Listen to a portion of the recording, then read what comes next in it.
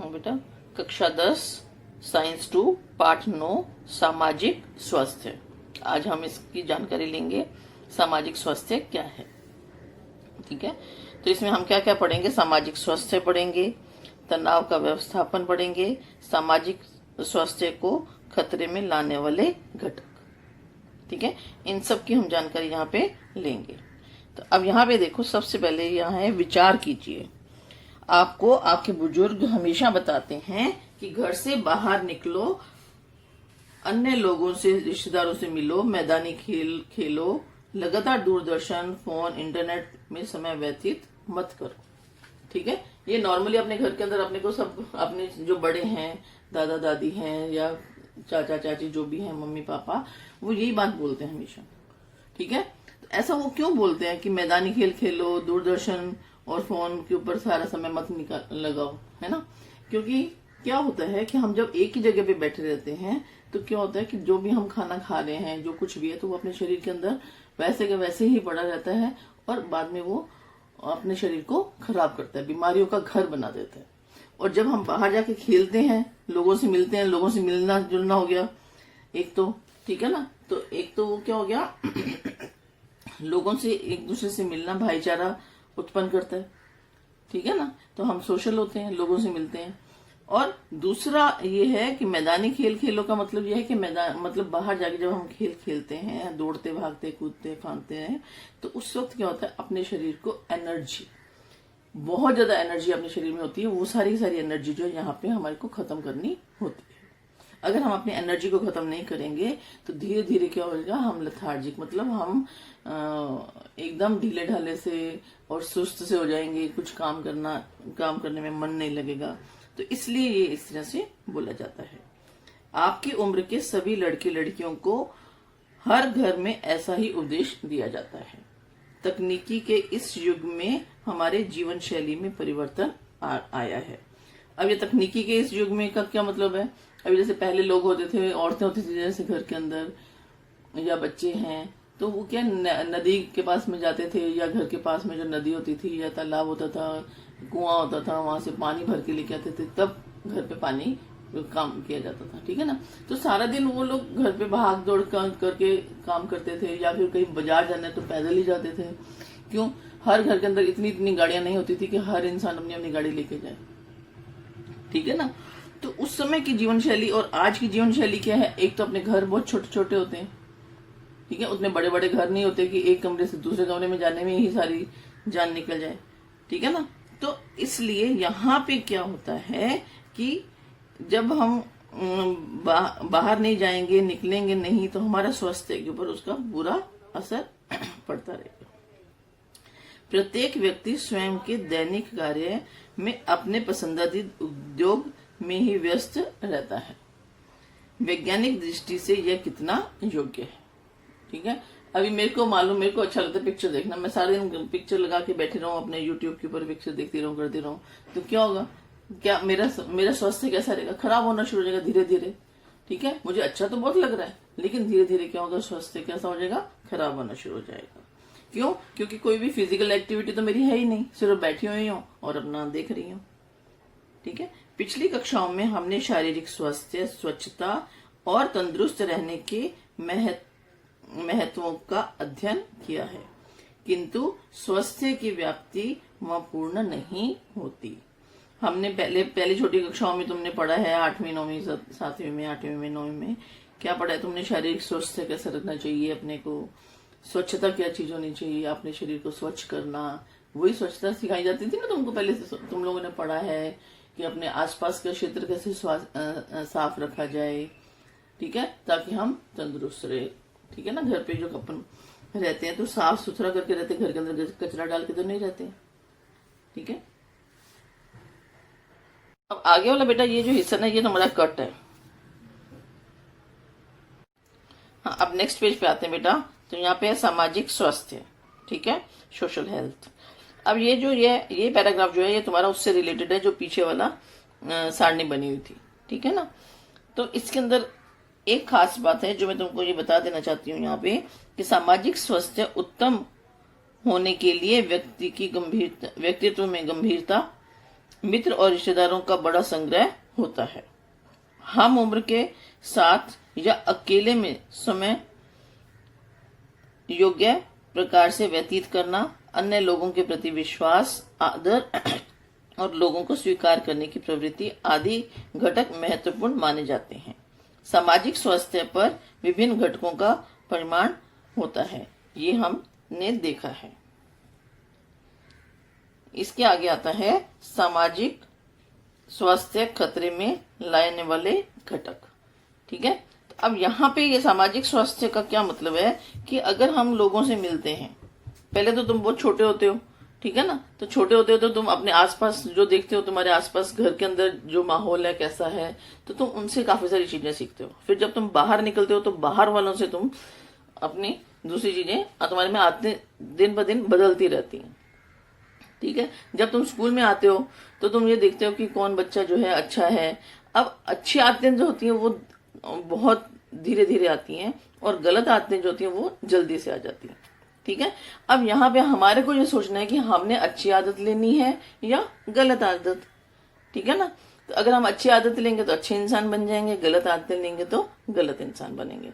और अगर हम गलत आदतें लेंगे तो उससे अपने शरीर के ऊपर, अपने आप पे कितना, या हमारे साथ में जितने भी जुड़े हुए लोग हैं उनमें किस प्रकार का तनाव आ सकता है, उसके बारे में हम आगे पढ़ेंगे। सामाजिक स्वास्थ्य खतरे में लाने वाले घटक, तो इसमें सबसे पहले है मानसिक तनाव। हाँ, अब यहाँ पे देखो मानसिक तनाव। अब यहाँ पे तुम देख रहे हो, एक फोटो देख रही हो, ये यहाँ पे एक बच्चा जो है वो सिर छुपाए हुए अपने घुटनों में बैठा हुआ है। ये मानसिकता से ग्रस्त है, मतलब मानसिक रोगी जिसको बोलते हैं ना, मानसिक रोगी नहीं बोल सकते हम इसको, कि इसके अंदर पता नहीं क्या चल रहा है। तो अब ये इस तरह की स्थिति जो है वो क्यों आती है? एक तो यहाँ पे ये देखो, बढ़ती हुई जनसंख्या के साथ शिक्षा, नौकरी एवं व्यवसाय के अवसर में बड़े पैमाने पर स्पर्धा बढ़ गई है। अभी जैसे अब तुम लोग 10th स्टैंडर्ड में हो तो हम लोग भी तुमको बोलते हैं, प्रेशर देते हैं कि तुम जो अच्छा पढ़ो अच्छा पढ़ो। पेरेंट्स की तरफ से भी प्रेशर होता है कि अगर तुम्हारे नंबर अच्छे नहीं आएंगे तो अच्छे कॉलेज में, स्कूल में, कॉलेज में एडमिशन नहीं मिलेगा, आगे अच्छी जॉब नहीं मिलेगी अगर अच्छे उसमें जाओगे, तो तुम प्रेशर में आ जाते हो ना। तो वो भी मानसिकता को, मतलब अपना जो बच्चों में तनाव उत्पन्न कर देता है। विषक्त परिवार पद्धति, नौकरी, व्यवसाय के लिए घर से बाहर रहने वाले माता पिता के कारण कुछ बच्चे बचपन से ही अकेलापन महसूस करते हैं। ठीक है, पहले क्या होता था, पहले जमाने में क्या होता था, अपनी एक बड़ी फैमिली होती थी जिसमें दादा दादी, चाचा चाची, ताऊ ताई, बच्चे, बहन, बुआ वगैरह सब इकट्ठे रहते थे। बहुत बड़ी फैमिली होती थी। तो उस फैमिली में से अगर मान लो पेरेंट्स में से किसी को भी अगर बाहर जाके नौकरी करनी पड़ी तो इतना बच्चों के ऊपर इफेक्ट नहीं आता था, क्योंकि बच्चे अकेले नहीं होते थे। और आजकल की फैमिली के अंदर क्या होता है, एकल फैमिली है तो अगर पेरेंट्स बाहर जा रहे हैं तो बच्चा बचपन से ही अकेला रह रहा है। तो अकेला रहने के कारण भी उसके अंदर मानसिक तनाव आना शुरू हो जाता है। ठीक है, क्योंकि उसको अकेलापन लगता है। कुछ घरों में लड़कों को स्वतंत्रता दी जाती है। अभी आज की तारीख में भी, वैसे तो युग बहुत बदल गया है, लेकिन उसके बावजूद भी आज की तारीख में भी लड़के और लड़की के अंदर भेदभाव किया जाता है। लड़का होता है तो उसको पढ़ाई करने दी जाती है, अच्छे इंग्लिश मीडियम स्कूल में डालते हैं, हिंदी मीडियम में लड़कियों को डाला जाता है। ठीक है, और अगर खाना खाना है तो पहले लड़का खाएगा, अच्छी चीज बनी है तो पहले लड़के को देनी है। तो इस तरह का भेदभाव जो है, जब लड़के और लड़की के बीच में भेदभाव आता है तब भी मानसिक तनाव उत्पन्न होता है। ठीक है, तो भेदभाव नहीं करना चाहिए, कभी भी लड़के और लड़की में भेदभाव नहीं करना चाहिए। ठीक है ना, तो कुछ घरों में लड़कों को स्वतंत्रता दी जाती है। लड़कों को तो हमेशा स्वतंत्रता मिलती है इस बात की कि जाओ तुम खेल लो, बाहर चले जाओ, पिक्चर देखने चले जाओ। वो रात को लेट भी आ रहे हैं तो कोई बात नहीं, और अगर लड़की कोई लेट आती है तो उसको कितना कुछ सुनना पड़ता है। अगर बाई चांस कभी हो भी जाए ऐसा, वैसे तो उसको जाने ही नहीं देते बाहर लेट नाइट के लिए, लेकिन अगर वो चली जाए कभी तो आने के बाद उसको बहुत कुछ वो होता है, क्योंकि उसके ऊपर प्रेशर होता है, पूरे परिवार का तो होता ही है, साथ में समाज का भी होता है। तो इसके लिए वो तनाव में आ जाती है। परंतु लड़कियों पर बंधन लगाए जाते हैं। घर के कार्य में लड़कों को छूट दी जाती है। लड़का कोई भी घर का काम नहीं करता, सिर्फ लड़कियां ही करती हैं। तो लड़कियों को आदत होनी चाहिए, इसलिए कार्य करने ही पड़ते हैं, क्योंकि माँ हमेशा यही बोलती है ये काम नहीं करेगी ससुराल जाके मेरी नाक कटाएगी, सीधा सा बोल देती है ना। तो ये चीजें नहीं होनी चाहिए। लड़के और लड़की दोनों को ही घर के काम आने चाहिए, क्योंकि कल की परिस्थितियों का किसी को नहीं मालूम कैसी हो सकता है लड़के को बाहर जाना है, अगर उसको कुछ खाना बनाना नहीं आता, घर के काम करने नहीं आते, तो वो कैसे रहेगा? वो भूखा थोड़ा नहीं रहेगा। तो उस वक्त जूझता हुआ सीखेगा, तो इससे अच्छा पहले से ही आने चाहिए, है ना। इतना ही नहीं, ताजाबासी भोजन विद्यालय के का माध्यम इन संबंधी एक ही घर के भाई बहनों में भेदभाव किया जाता है। ऐसा मत करो, इस प्रकार के अर्थ का उद्बोधक विज्ञापन क्या आप देखते हैं? समाज में भी किशोरावस्था की लड़कियों को मजाक, छेड़छाड़ और विनय भंग जैसी बिना वजह दी गई परेशानियों का सामना करना पड़ता है। ठीक है ना। ऐसी स्त्री पुरुष असमानता के कारण लड़कियों में तनाव की समस्या उत्पन्न होती है। आजकल लड़कियों को देखा तुमने, कोई एसिड फेंक देता है मुंह के ऊपर अगर किसी लड़के की बात नहीं मानी, ठीक है। तो क्योंकि उनमें अहम आ जाता है उनको, ये क्योंकि उनके लड़कों के दिमाग में शुरू से ये भरा हुआ है कि हम उत्तम है, हम लड़कियों से बेहतर है, बहुत ज्यादा बेहतर है, हमारे जैसा कोई नहीं दुनिया में। तो ये जो बचपन में जो सीख दी जाती है उसी का ही इफेक्ट जो है वो बाद में देखने को मिलता है। और अगर हम लड़के और लड़कियों में समानता रखें, कोई उसमें भिन्नता करे ही नहीं कि नहीं ये लड़का है या लड़की है या इसको ऐसा करना चाहिए वैसा करना चाहिए, ऐसा नहीं, तो जितने रोक टोक हमने लड़कियों पे लगाए हैं उतने ही लड़कों पे भी लगे हों, लड़के लड़कियों का पालन पोषण एक ही प्रकार का हो, तो इस तरह की जो समस्याएं वो नहीं आती। समाज में बढ़ती अव्यवस्था, अपराध और हिंसा के कारण वर्तमान में प्रत्येक व्यक्ति को तनाव का सामना करना पड़ रहा है। इसी समय शीघ्र और आसान उत्पन्न के साधन, ऐसा दृष्टिकोण रखने वाले इस अप्रवृत्ति का शिकार हो जाते हैं और उस व्यवस्था का भाग बन जाते हैं। सामाजिक अस्वास्थ्य का यह घातक दुष्परिणाम है। इसका मतलब है ये देखो, शीघ्र और आसान उत्पन्न साधन, शीघ्र जल्दी हो जाए, जो काम जल्दी से हो जाए, फटाफट हो जाए, मतलब शॉर्टकट मारना, ठीक है। अब पढ़ाई नहीं करनी है लेकिन लास्ट के दिनों में 5, 7, 10 क्वेश्चन फटाफट याद कर लिए, अगर उसमें से कुछ आ गया तो पास हो गए, नहीं तो नहीं हो गया, ठीक है। लेकिन उनमें नॉलेज तो नहीं रहेगी ना, ठीक है ना। तो जितना वो जो आसान है और जल्दी से काम हो जाए वही करना चाहते हैं, और जिसके कारण क्या होता है, अव्यवस्था बनती है, और ये एक दुष्परिणाम है। अभी नेक्स्ट पॉइंट आता है व्यसनाधीनता, एडिक्शन।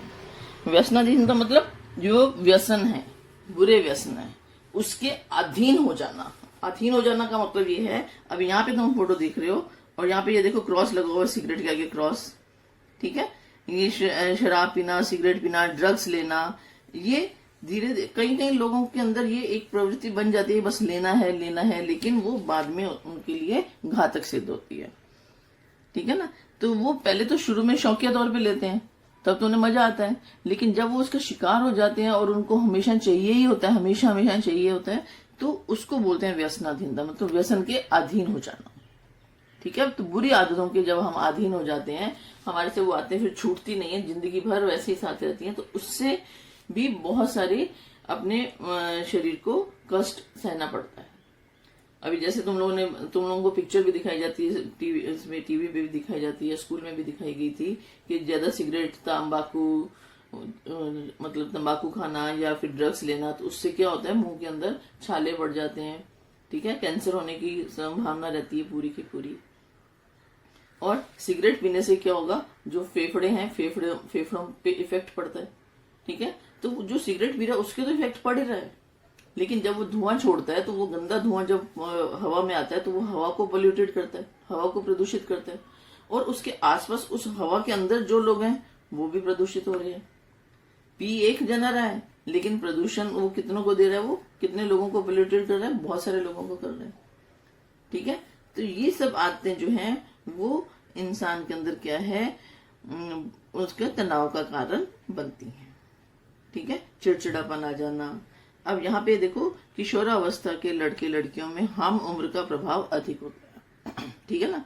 तुम भी अपने दोस्तों के साथ जाते हो, चल यार करते हैं, कोई बात नहीं, चलो कुछ नहीं होता, एक बार पी लेंगे, कुछ फर्क नहीं पड़ता। एक बार करते करते फिर क्या होता है, धीरे धीरे क्या होती है, आदत पड़ना शुरू हो जाती है। ठीक है। पालक शिक्षकों की सलाह की अपेक्षा सहेलियों के साथ अधिक समय रहना, उनकी अच्छी बुरी आदतों का अनुकरण करना उन्हें उचित लगता है। ठीक है। अब पेरेंट्स के साथ रहना पसंद नहीं करते, शिक्षकों के साथ रहना पसंद नहीं करते। शिक्षकों की सलाह या पेरेंट्स की सलाह उनको लगती है कि ये हमारे ऊपर फालतू का प्रेशर। अपने दोस्तों के साथ दोस्त जो भी कह रहे हैं वो करना है, वो अच्छा है। उसमें उनका जो माइंड का लेवल होता है वो सेम होता है, तो वो उनको दूसरों की बात जो है वो जल्दी से पता नहीं चलती, अच्छी नहीं लगती। कभी कभी हम उम्र के आग्रह से, कभी ऊंचे रहन सहन के कारण, आकर्षण के कारण, कभी आसपास के बड़ों का अनुकरण करने के कारण बच्चे छोटी उम्र में ही तंबाकू, गुटखा, सिगरेट जैसे तंबाकू जन्य पदार्थ, नशीले पदार्थ और शराब इनका स्वाद लेकर देखते हैं, परंतु ऐसे घातक पदार्थों की आदत लगाकर आगे उनका रूपांतरण व्यसनाधीनता में होता है। अस्थायी रूप से नशा देने वाले कुछ वनस्पति जन्य नशीले पदार्थ और कुछ रसायन मानवीय तंत्रिका तंत्र, पेशीय तंत्र तथा हृदय पर दुष्परिणाम के कारण स्थायी रूप से हानि पहुंचाते हैं। ठीक है। तंबाकू जन्य पदार्थों से मुंह, फेफड़े का कर्क रोग कैंसर होता है, यह पिछली कक्षा में देखा है। ठीक है।